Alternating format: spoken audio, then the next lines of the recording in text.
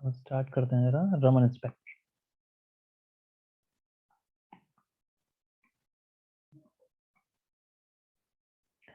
Raman spectrum में बात करें, अब रमन स्पेक्ट्रोस्कोपी भी कहते हैं इसको। तो ये किसने डिस्कवर्ड की थी? सीवी रमन ने। और जो इस पे मतलब कुछ इस तरीके से इसका था कि जब भी कोई भी रेडिएशन, ठीक है, मोस्टली हम कौन सा मोनोक्रोमेटिक रेडिएशन, जब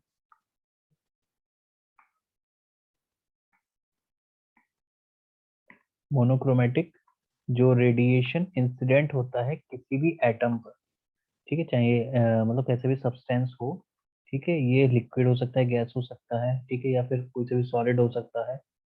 तो ये जब किसी भी सॉलिड पर ये क्या करती है, इंसिडेंट होती है, तो ये क्या होता है, लाइट क्या हो जाती है, स्कैटर्ड हो जाती है। यहाँ से लाइट क्या हो जाती है, स्कैटर्ड हो जाती है। और हमको तीन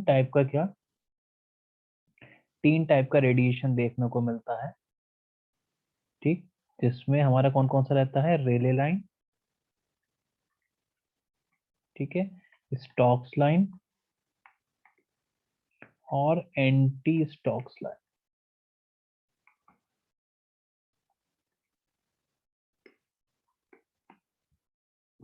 ठीक है, तो ये हमारा क्या हो गया, तीन टाइप का रेडिएशन हमको देखने को मिलता है।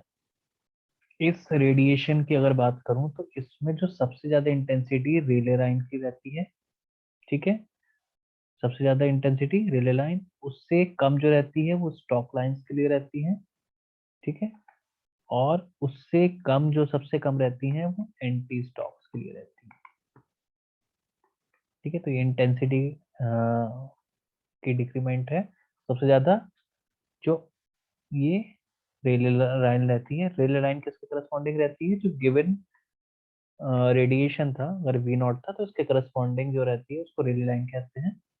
ठीक है, स्टॉक लाइन उससे जो वेव नंबर थोड़ा कम होता है, ठीक है, तो mu naught minus delta mu. ठीक है, यहाँ पर हम जो रिप्रेजेंट करते हैं किसके में करते हैं, ये इसमें करते हैं बार लगा के, ठीक है, वेव नंबर के टर्म्स में। और एंटी स्टॉक लाइन के लिए वेव नंबर जो रहता है वो कितना रहता है, वो हल्का सा इंक्रीमेंट रहता है। ठीक है, और ये सिमेट्रिकली प्लेस्ड होती है रेले लाइन के, स्टॉक लाइंस और एंटी स्टॉक लाइन दोनों के बीच में डिफरेंस कितना रहता है, क्लियर। अगर इसको कुछ इस तरीके से देखें, हॉरिजॉन्टल उसमें देखें, तो सेंटीमीटर इनवर्स लाइन है हमारी, ठीक है, वेव नंबर के करस्पॉन्डिंग। तो मिडिल वाली क्या होगी, रेले लाइन, ये कितनी रहेगी, म्यू नॉट बार, ठीक है। इसके इधर स्टॉक्स लाइन और इसके इधर एंटी स्टॉक, ये क्या हो गया, रेल लाइन हो गया। तो ये कितनी हो गई, mu bar minus delta mu not bar, ठीक है, इन दोनों का डिफरेंस कितना हो गया, डेल्टा म्यू नॉट बार। तो जी जितनी ये इधर होती है एंटी स्टॉक लाइन, उतनी ही वेव नंबर आगे मिलती है। यानी कि इसका वेव नंबर कितना होता है, mu not bar plus delta mu not bar, ठीक है, डेल्टा से ही रिप्रेजेंट कर सकते हैं इसको, ठीक है। तो ये हम क्या करते हैं, ये कैलकुलेशन करते हैं किसके थ्रू, रमन स्पेक्ट्रोस्कोपी के थ्रू। अच्छा, अब इसमें सबसे पहले हम पढ़ते हैं रोटेशनल जो रमन है, ठीक है, ये तो नॉर्मल हमारा रमन स्पेक्ट्रा हो गया। अच्छा, अगर हम बात करें रोटेशनल रमन स्पेक्ट्रा,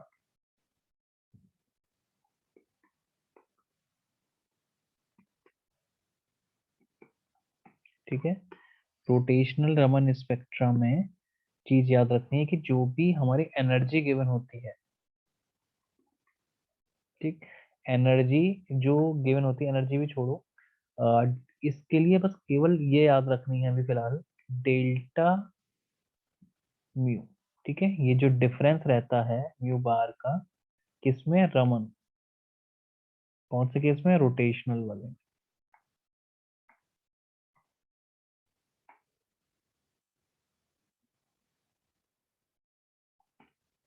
ठीक है, तो इसकी वैल्यू जो रहती है वो रहती है हमारी 4bj+3/2।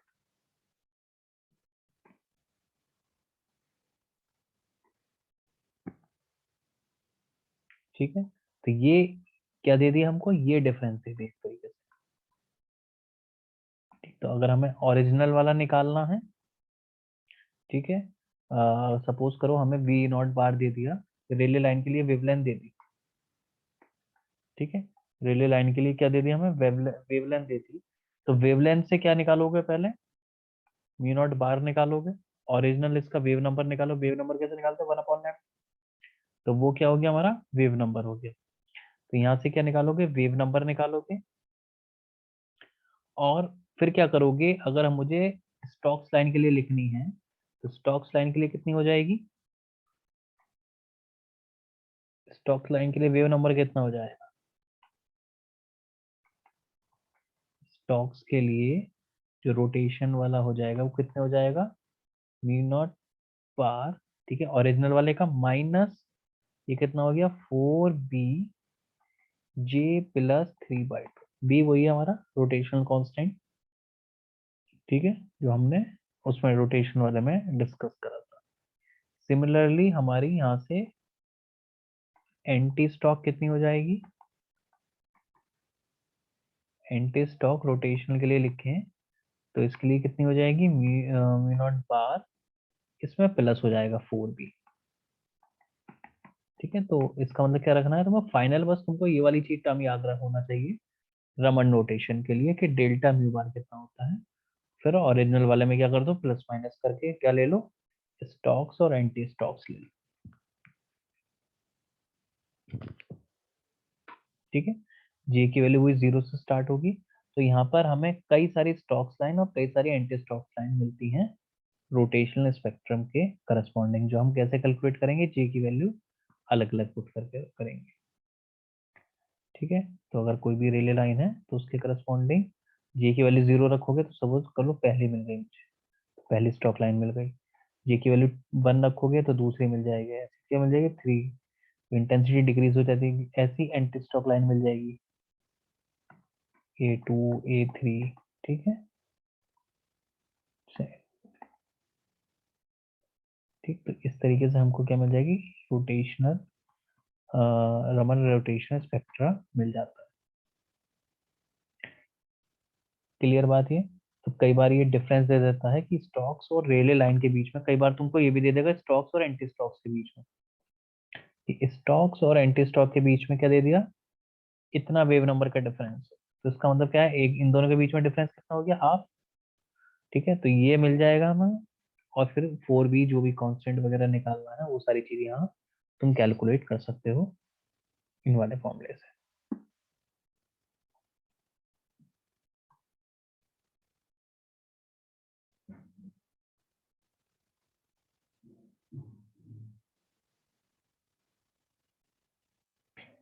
ठीक है, अच्छा, रोटेशन स्पेक्ट्रा हो गया। अब ऐसी vibration rotation, vibration Raman spectra.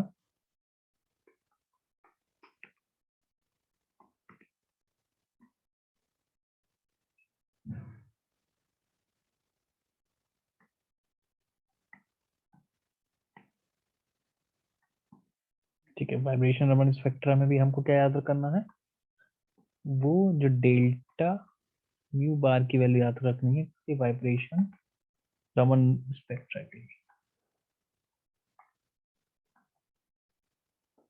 Raman vibration के लिए। ठीक है, इसमें इसकी वैल्यू जो होती है वो होती है omega naught omega E minus 2 omega ई एक्स सेंटीमीटर इनवर्स। ठीक है, तो इसमें क्या रहता है, ये वैल्यू रहती है बस जो डेल्टा के लिए रहती है। तो इसके करस्पॉन्डिंग में तुम क्या कर सकते हो, स्टॉक्स और एंटी स्टॉक्स के लिए लिख सकते हो। तो स्टॉक्स के लिए कैसे लिखेंगे, स्टॉक्स के लिए वाइब्रेशन के लिए लिखेंगे mu not bar minus, come wave number पे होती है तो ओमेगा ई माइनस 2 ओमेगा ई एक्स। Centimetre inverse. ऐसे ही एंटी स्टॉक्स के लिए लिख सकते हो,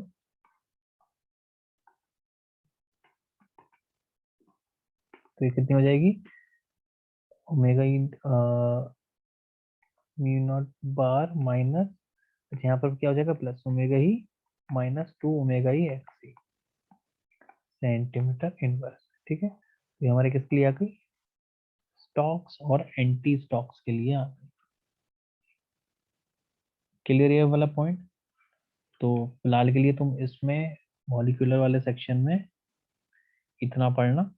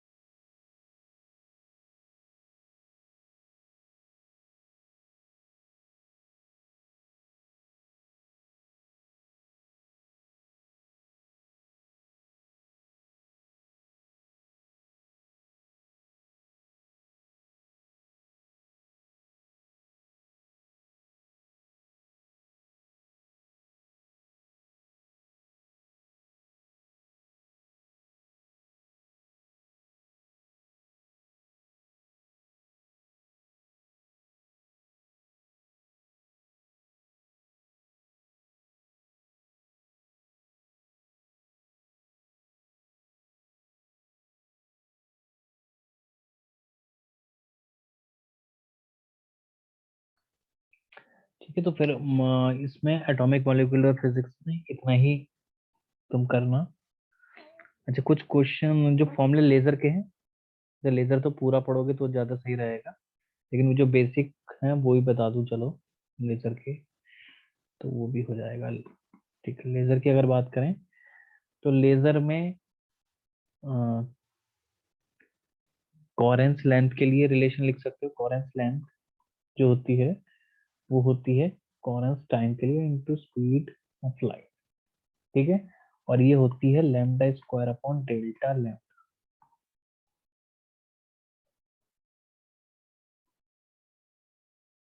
ठीक है, डेल्टा लैम्डा यानी कि डेल्टा लैम्डा रिप्रेजेंट करती है मोनोक्रोमेसिटी, मोनोक्रोमेटिसिटी को।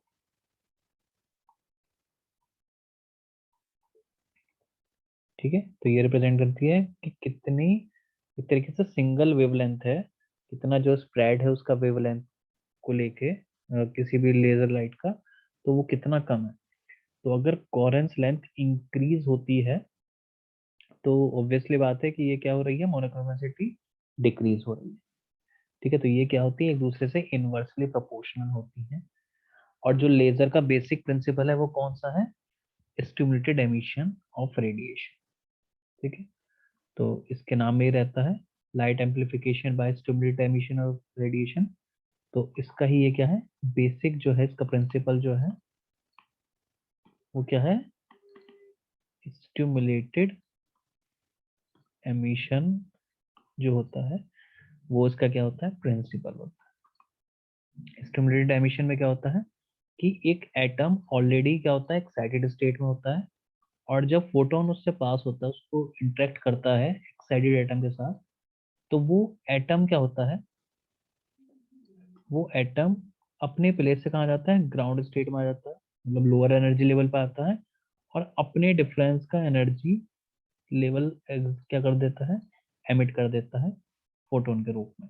और ये पहला वाला फोटोन, तो दो हमें फोटोन मिलते हैं, और इस वाले फोटोन की एनर्जी किसके इक्वल होनी चाहिए, इन दोनों की एनर्जी डिफरेंस के इक्वल होनी चाहिए, ये इसकी कंडीशन होती है। और इसी को क्या कहते हैं हम, स्टिमुलेटेड एमिशन कहते हैं।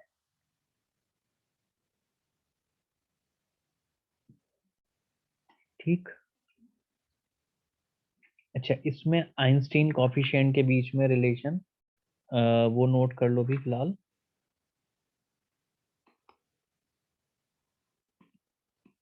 आइंस्टीन कॉफिशिएंट ठीक है, कौन से होते हैं, ए एंड बी। तो इसके बीच में जो रिलेशन वो ये होता है कि ए अपॉन बी की वैल्यू जो होती है 8 पाई h न्यू क्यूब अपॉन सी। ठीक है, यहाँ से कुछ इस तरीके से आता है कि तुमको एक एनर्जी से दूसरी एनर्जी में ट्रांजिशन दे देते हैं। ठीक, और तुमको किसी एक की वैल्यू दे देते हैं, ए की वैल्यू दे देते हैं, बी की वैल्यू दे देते हैं। अच्छा, ए और बी के बीच में रिलेशन ये होता है, और ए की वैल्यू जो होती है 1/टाउ होती है। ठीक है, ये टाउ क्या होता है, ये एक तरीके से ट्रांजिशन टाइम होता है between the two, transition time between two level.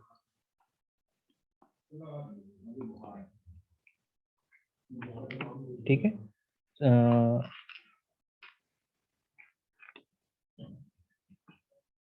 Transition time, या फिर इसको ट्रांजिशन के टाइम के साथ साथ इसको स्पॉन्टेनियस एमिशन भी होता है।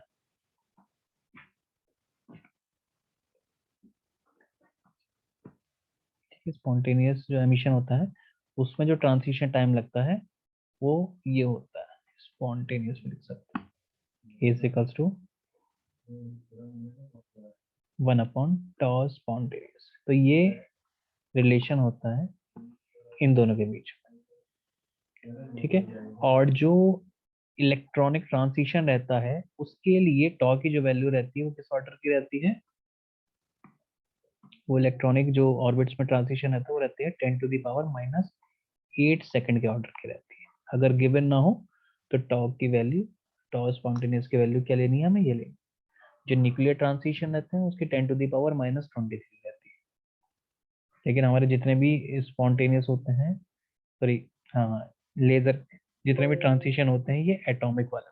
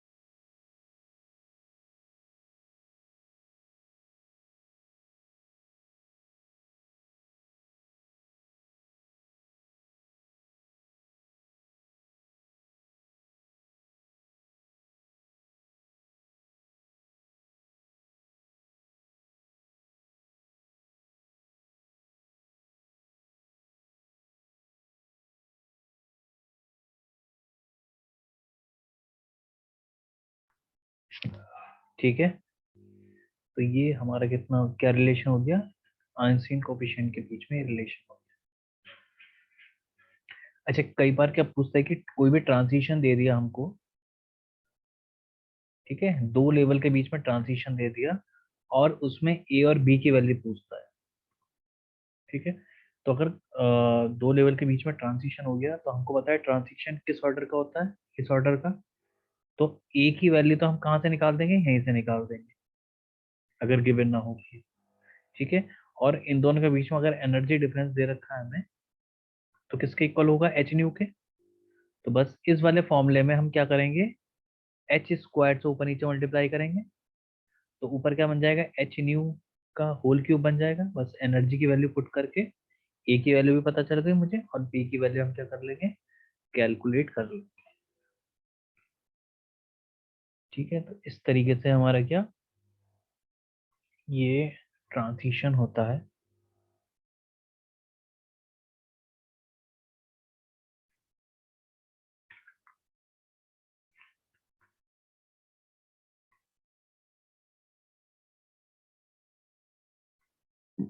और बस इसमें तुमको देखना है, ठीक है, अब इसमें ज्यादा भी नहीं पड़ा तो तुमको पूरी थ्योरी एक्सप्लेन करनी पड़ेगी उसमें। अच्छा, नंबर ऑफ मोड्स के लिए डायरेक्ट बस फॉर्मूला याद रख लो। अगर लेजर में कहीं ऐसा शब्द आ जाता है नंबर ऑफ मोड्स, ठीक है,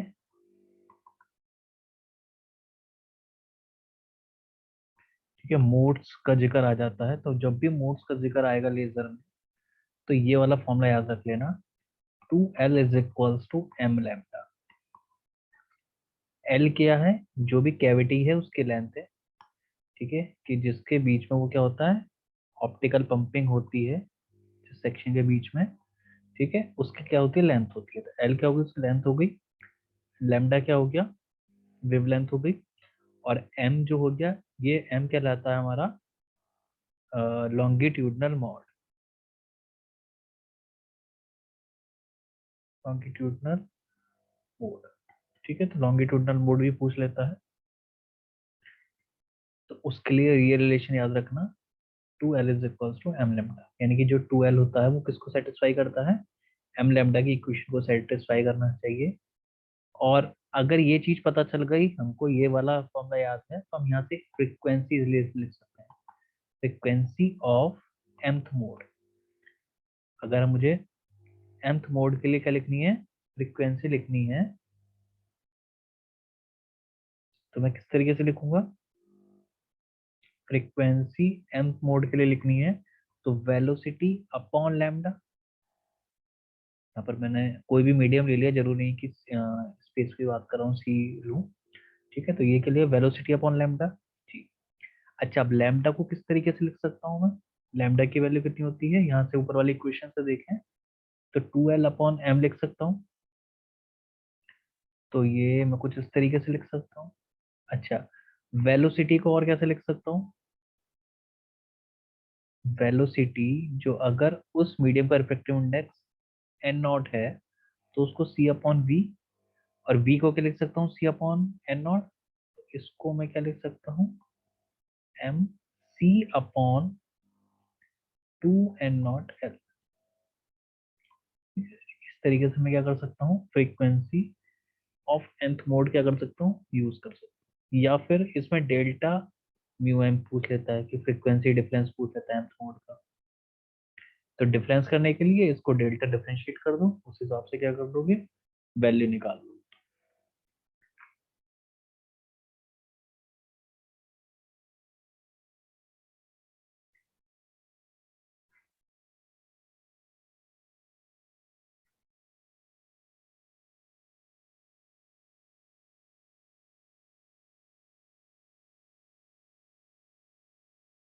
ठीक है, तो ये इससे रिलेटेड हमारे कुछ फॉर्मूले हो गए थे, इन्हीं पे ट्राई करना।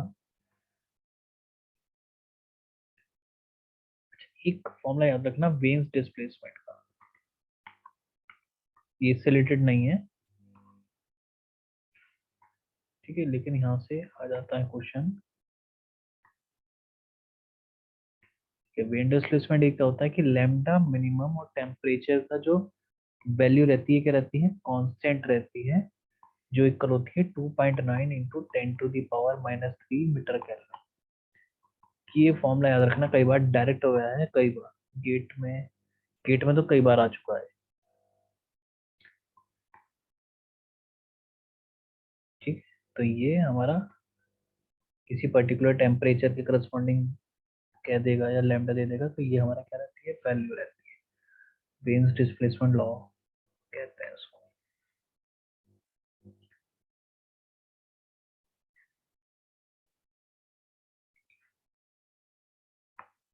ठीक है, फिलहाल इतना ही पढ़ना, इसमें भी अगर तुम ज्यादा याद करोगे तो कहीं ऐसा ना हो कि ये सब भूल जाओ। तो अभी तक जितना कंसेप्ट बताएं, ये इनको एक बार पढ़ लेना, अगर यहाँ से क्वेश्चन आते हैं तो फिर कर देना, वरना जितने जो सब्जेक्ट करवा दिए हैं बाकी, उन पर फोकस करो इसमें। ठीक है, 4-5 सब्जेक्ट तो हो ही गए ना तुम्हारे। ईएमटी हो गया,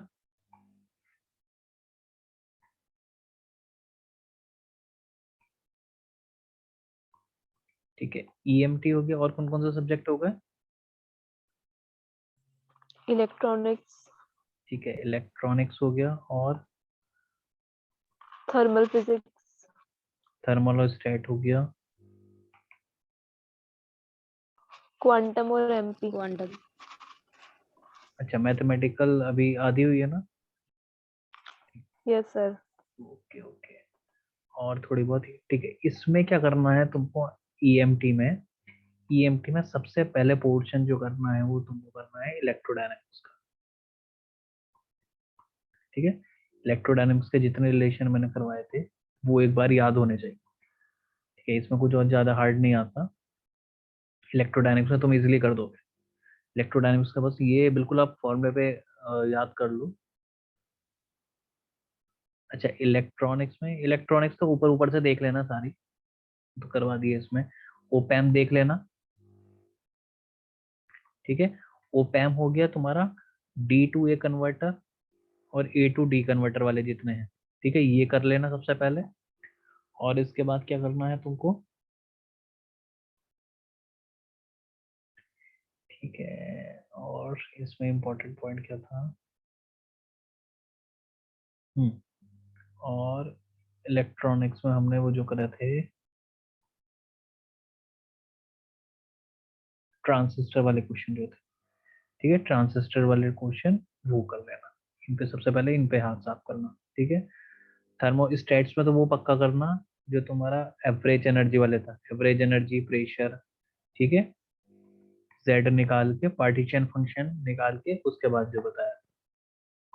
और थर्मोडायनेमिक्स में, थर्मोडायनेमिक्स तो इजी है, तुम कई बार वैसे भी कर चुके हो, तो इसमें एफिशिएंसी वगैरह से क्वेश्चन आ जाते हैं। अब तक एफिशिएंसी पे क्वेश्चन आ जाते हैं यहाँ से। और वो जो थर्मोडायनेमिक रिलेशन, तो अब जितने भी सब्जेक्ट हैं इन पे फोकस बनाओ। और बिल्कुल चाहे वैसे पेपर बना लो, उस पर नोट्स लिख के उनको ही रिवाइज करना है बार बार। और जितने नोटबुक में क्वेश्चन करा दिए हैं और जितने प्रीवियस ईयर वाले क्वेश्चन हैं उनको सॉल्व करना है ट्राई।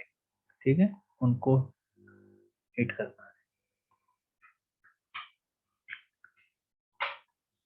ठीक है, तो यहाँ मतलब एमपी में मुझे जितना पढ़ाना था वो हो गया कंप्लीट। और किसी के डाउट हो वो पूछो, इसमें किसी का कुछ, किसी का डाउट हो?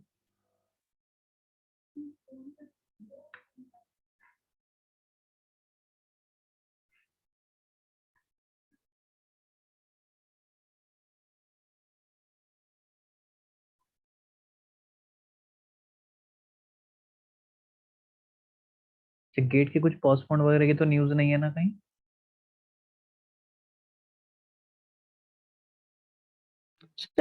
रिक्वेस्ट वाली आ रही है अभी जो,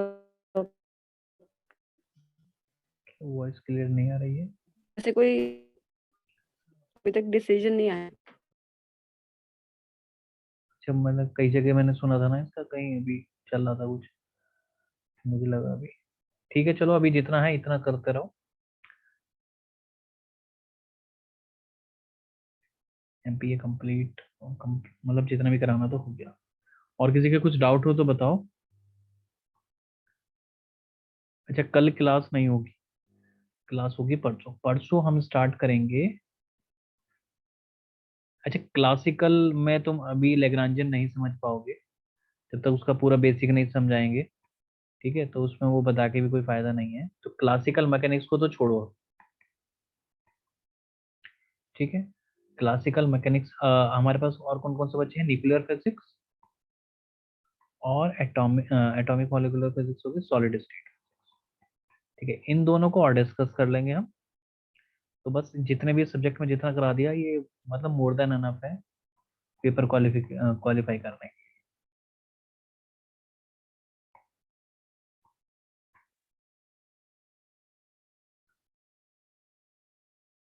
और बाकी स्ट्रेटेजी तुमको वही रखनी है नेट की जो बताई थी, 12 12 12। ठीक है, गेट की अपने हिसाब से देख लेना, इसमें एक दो क्वेश्चन ऊपर नीचे कर लेना। ठीक है, तो फिर इतना ही काफी है आज के लिए। किसी को कुछ डाउट हो तो बोलो कुछ।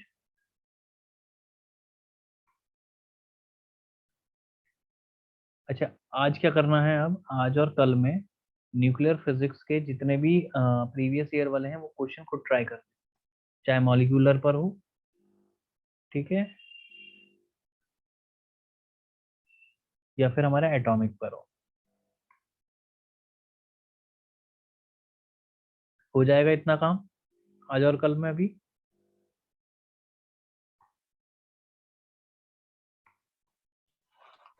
Okay sir. तो करना है बस।